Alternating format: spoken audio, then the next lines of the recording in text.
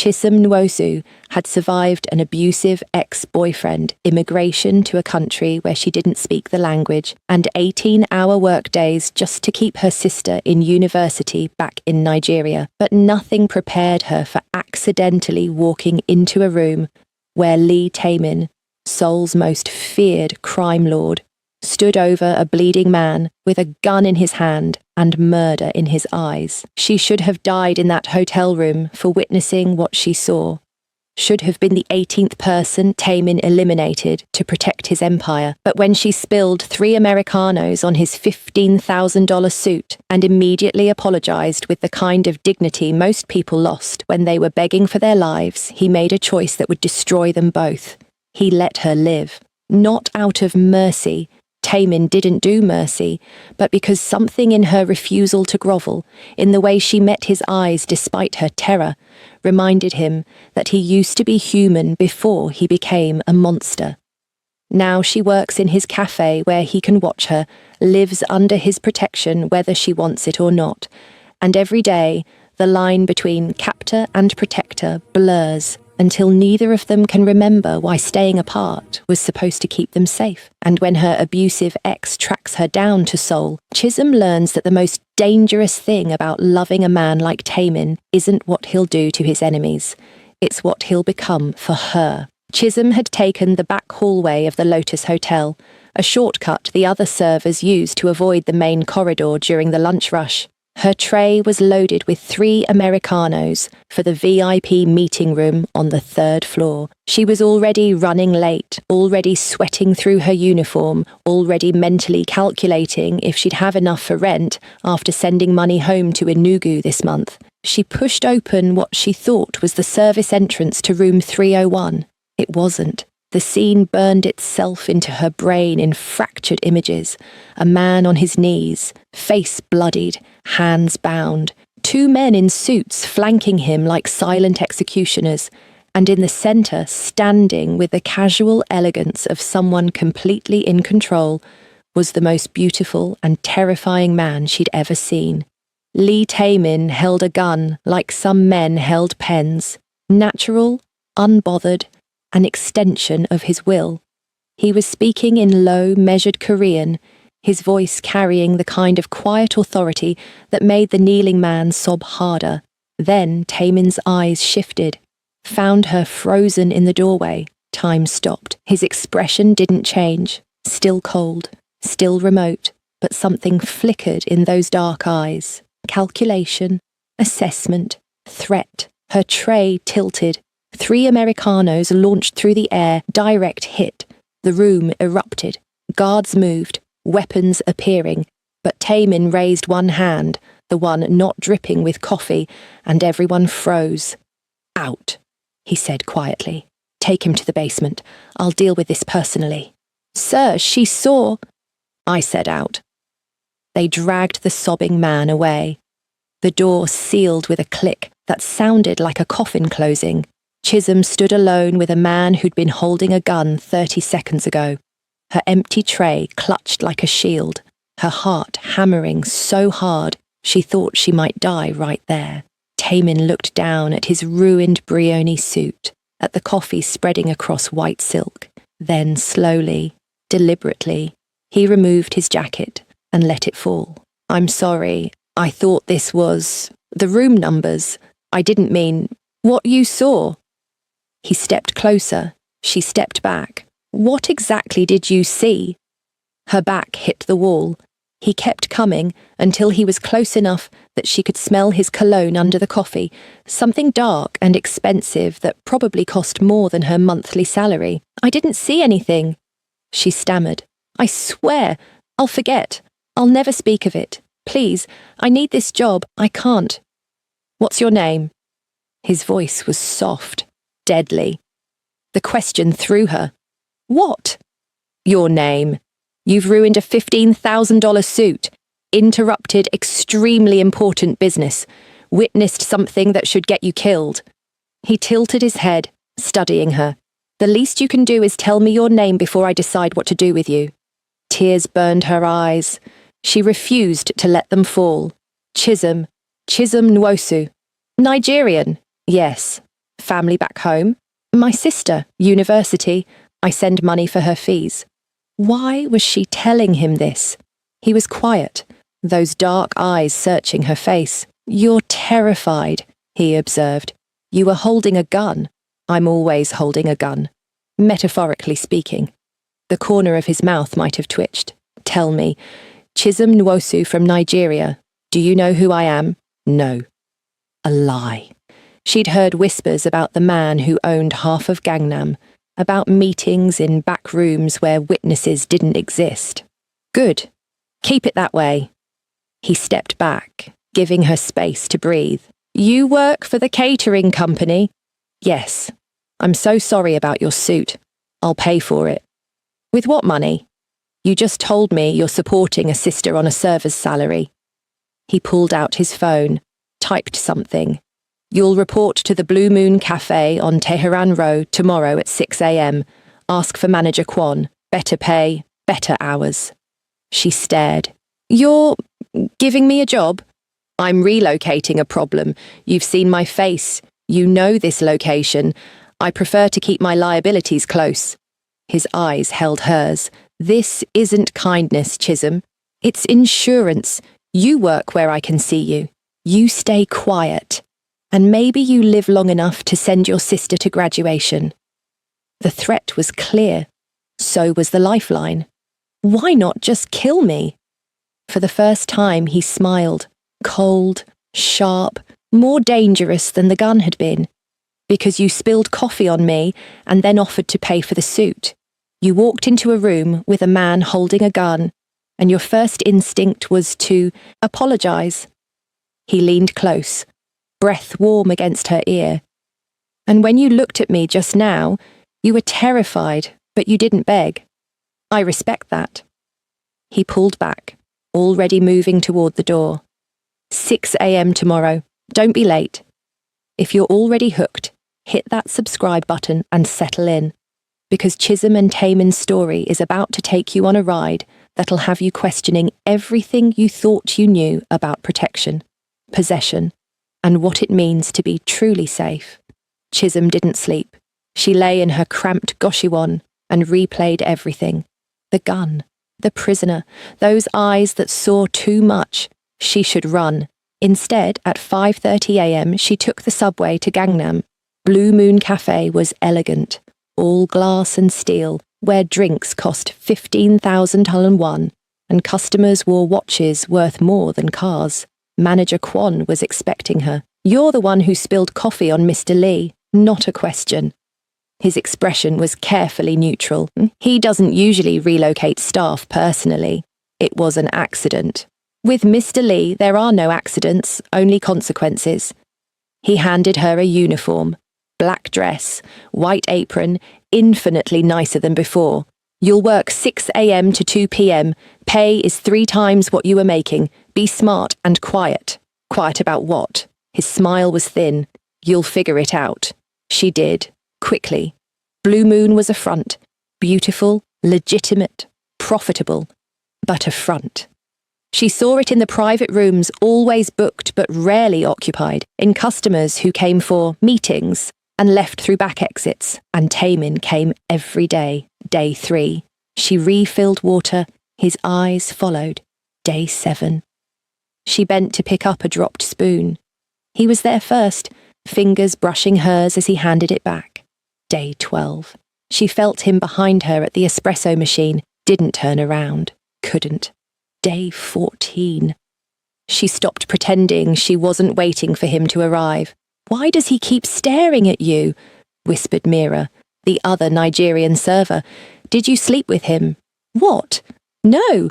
Then why? Mr. Lee doesn't waste time on staff. I've seen him maybe twice in 6 months. Now he's here daily, always watching you. Chisholm didn't have an answer. Until day 15 when she overheard a conversation she absolutely shouldn't have. She was refilling water in the private room adjacent to Taemin's office. The walls were supposed to be soundproof. They weren't. Not quite. The shipment from Busan arrives Thursday, a man said in Korean. Chisholm's language skills had improved drastically.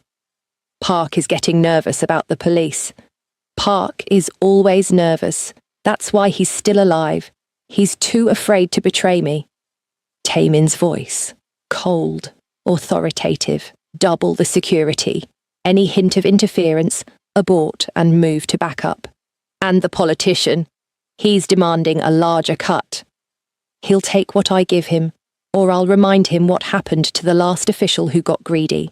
Every word confirmed what she'd suspected, but hadn't, wanted to believe. Lee Taemin wasn't just connected to organised crime, he was organised crime. She must have made a sound, because suddenly the conversation stopped. "Someone's there," one of the men said. Chisholm ran, abandoned the picture, fled to the main cafe. Her hands shook as she grabbed cleaning supplies, scrubbed tables that were already clean. Taemin appeared 60 seconds later. He didn't look angry, didn't look surprised. Just walked calmly to where she was destroying a perfectly clean table. "Walk with me," he said quietly. "I'm working. Now." His hand closed around her elbow outside the cafe. She jerked back. He held firm. "Walk." Not a request. They moved through Gangnam crowds. He pulled her closer when a bus passed too near. She stumbled on uneven pavement. His arm steadied her. Into an alley. Finally. "What did you hear?" "Nothing. I wasn't—" "Don't lie to me, Chisholm." He stopped, turned her to face him. "I can see it on your face. You heard enough to understand what I am. So tell me, what did you hear?" Her chin lifted, that same pride that had intrigued him before, enough to know you're dangerous, that you control things, people, that the cafe is just a pretty face on something ugly.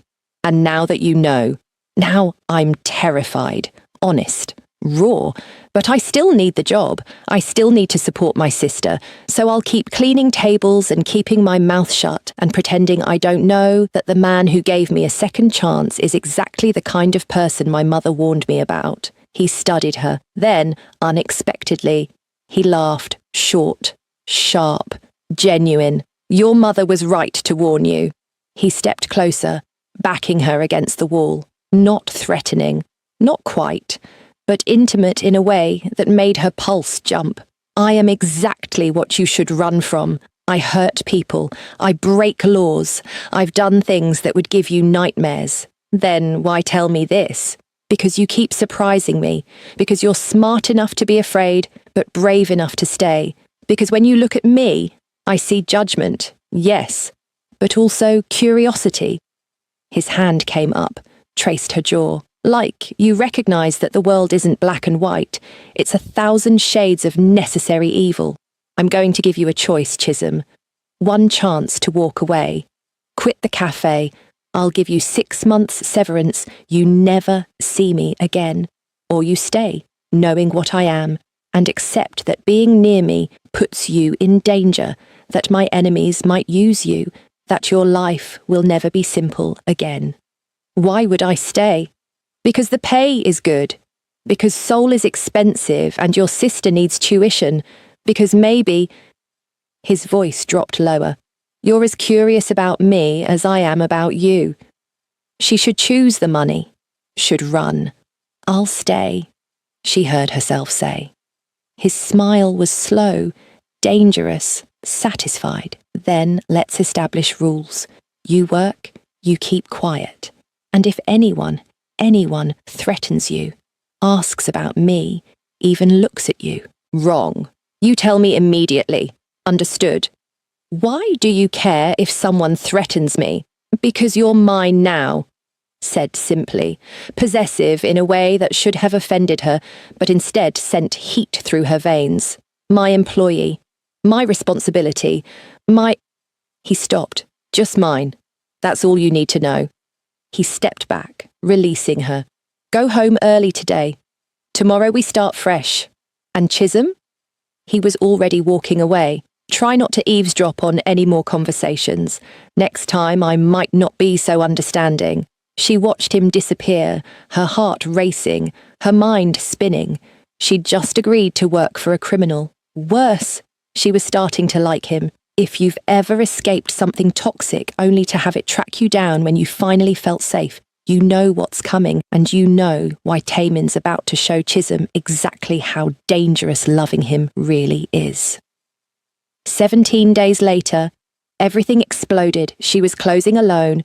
Manager Kwon had left early, trusting her with final cleanup. She was wiping down the espresso machine when the door chimed. "We're closed." She turned and froze. Desmond stood in the doorway, looking exactly like the nightmare she'd left behind in Lagos. Her ex-boyfriend had been charming once, before the gambling, before the debts, before he'd started using his fists.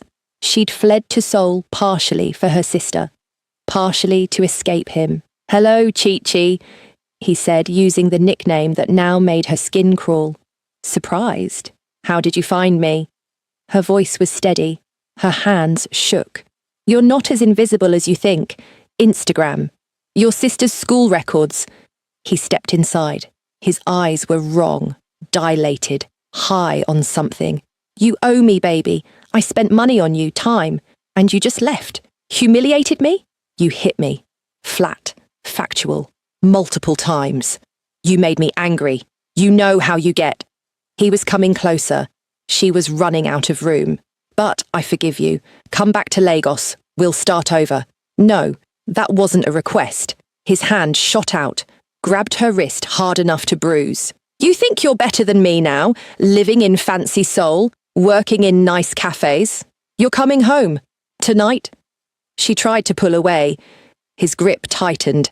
Pain shot up her arm. "Let go. Make me." The gun cocking was the loudest sound Chisholm had ever heard. She said, "Let go." Tamin's voice cut through the cafe like a blade. He stood in the doorway of his private office. Had he been there the whole time? With a gun pointed directly at Desmond's head. "You have 3 seconds to release her and walk out, or I paint these nice clean walls with your brain. Your choice." Desmond dropped her wrist like it was on fire. "Who the hell are you? The man whose employee you just assaulted, whose property you entered without permission, whose patience you've exhausted." Tamin walked forward slowly, gun never wavering. "Leave Seoul. Tonight. If I see you within 100 miles of this city, of her, I'll kill you. Not quickly, not cleanly. I'll make it last days." He said it conversationally, like discussing weather. Desmond looked at the gun, at Tamin's face. At Chisholm, he ran. The door slammed. Silence. Tamin lowered the gun, engaged the safety, tucked it away. Then he crossed to Chisholm. "Let me see your wrist." She held it out numbly. Purple bruises were already forming. His jaw tightened. "Ex-boyfriend?" She nodded. "Abusive?" Another nod. "How long?" 8 months. I left a year ago. Thought I'd escaped." Her voice cracked. "I'm sorry. I brought my problems here. I should have—" "Stop." He cupped her face with both hands, forcing her to meet his eyes. "This isn't your fault. Men like him, they're parasites. They latch onto strong women and drain them until there's nothing left but fear and shame." His thumbs brushed away tears she hadn't realized were falling. "But you got away. You survived, and now he's gone. Permanently. You were just going to kill him." "Not a question." "Yes. Just like that. For you? Just like that." Said simply, truthfully, dangerously. "You're under my protection now, Chisholm. Officially. Anyone who touches you, hurts you, threatens you, they answer to me. That's not negotiable." "I don't understand." She was crying fully now, adrenaline crashing. "You barely know me. Why do you care?" "Because from the moment you spilled coffee on me and apologized with more dignity than most men show when they're begging for their lives, I was fascinated. Because you work hard, send money to family, survive in a foreign country with grace and strength. Because when I'm near you, I feel something I haven't felt in years. Human. Connected. Like maybe I'm not just a monster in an expensive suit." He pulled her close, let her cry against his chest. "I'm dangerous, Chisholm. I've done terrible things. I'll do more terrible things. But for you, I'd do anything. Be anything. I'd burn this entire city down to keep you safe." She should run. should be horrified. Instead, she wrapped her arms around him and let herself be held by the most dangerous man in Seoul. "Take me home," she whispered. "Your Goshiwon? No. Yours."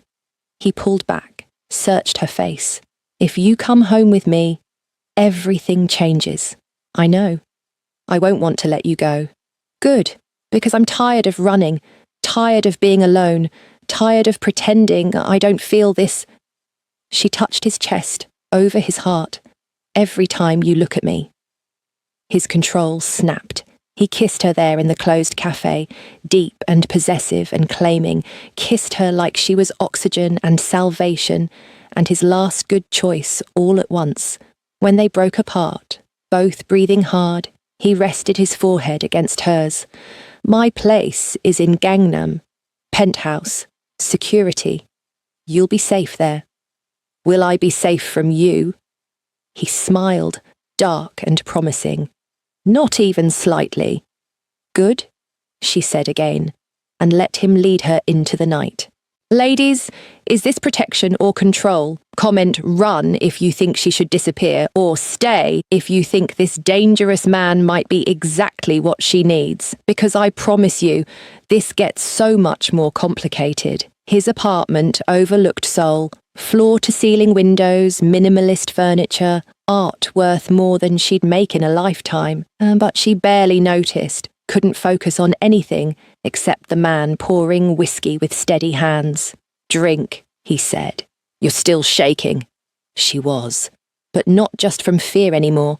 "Tell me about him," Taemin said quietly. "The ex, all of it." So she did. The charm at first, the gradual control, the isolation. The first hit she'd excused, the second she'd blamed on herself, the third that had finally woken her up. "I left with nothing but a suitcase and my passport.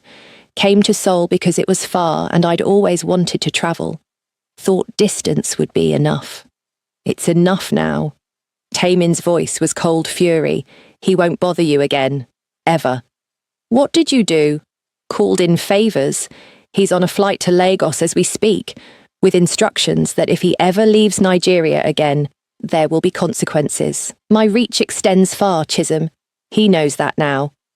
She should ask what kind of consequences. She didn't. "Thank you," she said instead. "Don't thank me for basic human decency." He set down his glass, moved closer.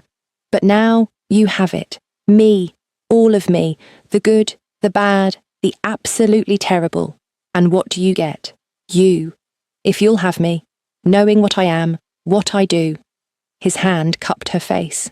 "I can't promise gentle, can't promise easy, but I can promise that I'll protect you with everything I have, that you'll want for nothing, that when you're with me, you're the only thing that matters."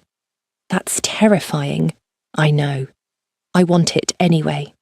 She leaned into his touch. "I want you, all of you." He kissed her again, slower this time, deep and thorough and claiming in a way that made her feel possessed and treasured simultaneously. When he carried her to his bedroom, she didn't protest. When he worshipped every inch of her skin like she was sacred, she didn't hold back.